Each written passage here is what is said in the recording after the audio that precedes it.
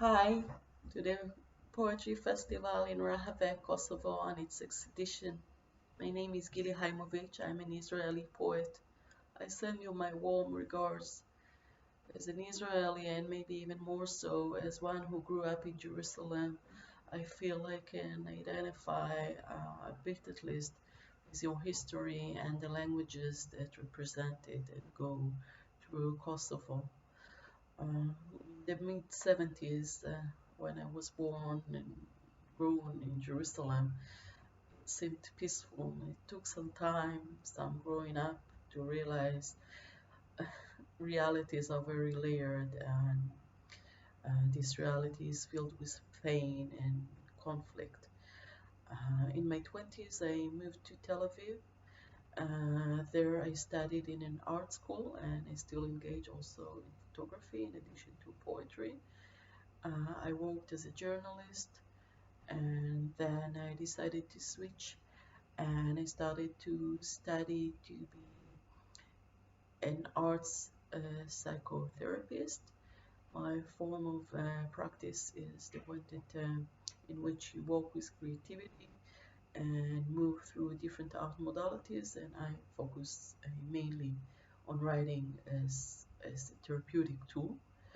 I started to publish in my studies, and my second book already got a grant from the PICE grants that support the arts in Israel, and I had several books published when I moved to Canada, and I worked there as a therapist, continued writing in Hebrew, but very quickly, and it was unplanned, but I found myself writing in English as well, and my English writing was embraced as well.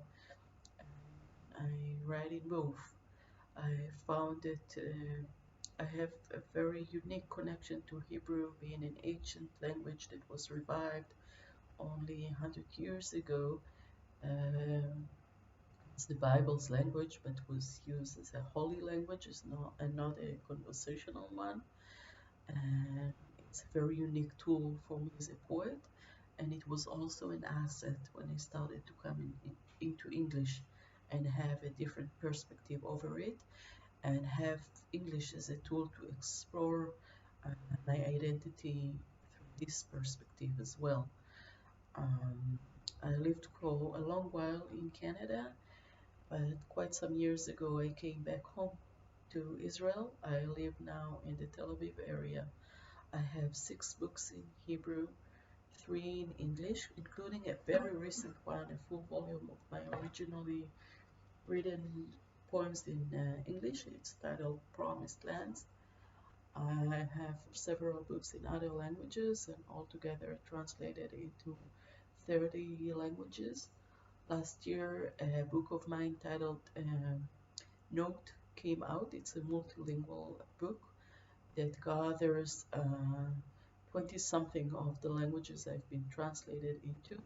Is this one poem? So the translations range from Hebrew and English that I wrote originally, and Arabic, Turkish, Greek, Georgian, Spanish, Romanian, Italian, French, Chinese, Japanese, Taiwanese, Mongolian, Russian, Portuguese, and so forth. I can't remember them all, but I'm deeply grateful for all of them and their translators. I'm translator myself, so I know how precious it is.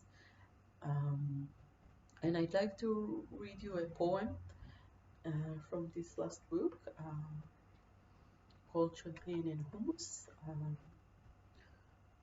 Should add maybe that hummus is a Middle Eastern paste, very popular in Israel as well, and it's on maybe about the intersection. It is a more of a cultural intersection more than anything else that I live at. It's titled Champagne and Hummus. I've loved like I'm strangled, and been loved like I'm entitled. We got married in a language that is not our own, in a backyard on a lawn from people we were unfamiliar with. We had guests that came only out of curiosity, and yet we convinced ourselves that this is what we want. We left the rest of the convincing to the champagne and hummus. Though you did love me, as the honey loves his honey bun, it tasted more like sprinkling hummus. Seeking sweet, I did allow us to cast away to a spontaneous honeymoon.